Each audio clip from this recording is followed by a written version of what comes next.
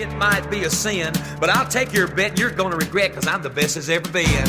Johnny, rosin up your bow and play your fiddle hard, cause hell's broke loose in Georgia and the devil deals the cards. And if you win, you get this shiny fiddle made of gold, but if you lose, the devil gets your soul.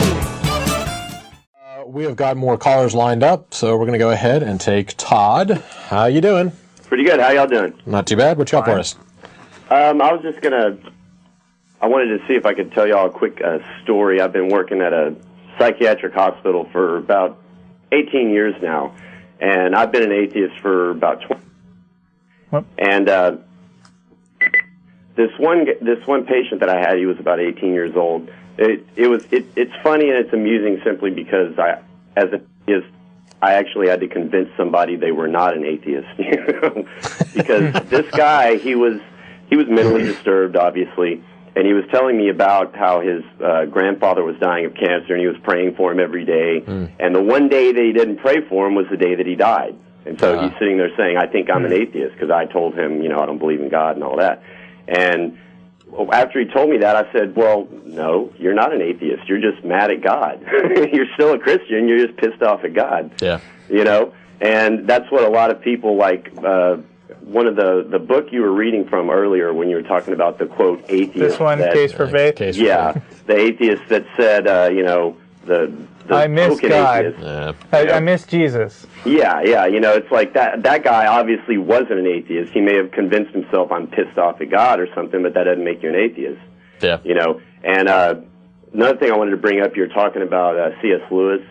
And I work with a lot of conservative Christians as well as open-minded people. Do you work in Texas by any chance? Yeah. So it's nice to at least have a mix here in Austin of some open-minded people. Yeah, too. I know what you mean. But one of the nurses that I work with is very, very hardcore, and she, out of the blue tells me that her son's addicted to porn, and I'm thinking to myself, well, yeah, it's probably because you had such a tight grip on his sexuality as a child that when he finally grew up and got out of the house, he said, yeah, I got to get all the porn I can get, But this nurse was, she was bad-mouthing the Harry Potter books and saying how they were satanic and all this shit. But in the same breath, she's saying how C.S. Lewis is a great Christian writer and how, J.R.R. Tolkien. And I'm sitting here going, well, okay, all these books have witchcraft and sorcery and magic and all this stuff, but her beef with Harry Potter is that it's magic. It's teaching children black magic. And I'm like, well, have you ever seen a child do black magic? I mean, did you ever walk in on your 9-year-old son and he was levitating off the bed or something? I mean, it's like you're sitting here saying these books are teaching kids black magic, but are they really teaching anything? I mean, no, I haven't ever witnessed anyone do any kind of magic except for David Blaine or some idiot like that, One of my favorite stories about when the Dungeons and Dragons craze was a big deal in the 80s, and they were testifying against fundamentalists who were trying to shut down Dungeons and Dragons because they mistakenly thought that people were learning to do real black magic. One of the guys defending Dungeons and Dragons said, "Oh, okay, let me show you how it works when you cast a spell." And he takes his 20-sided die, and he rolls his die, and he rolls 17 or whatever, and he says, "Oh, well, that spell didn't work." And the woman talking to him said, "Of course not. Jesus was protecting me." Yeah, it's hilarious. Funny I just wanted to relay that. I work at a place where I've got so many people that are, the coworkers, not the crazy people I work with. The coworkers are nuts.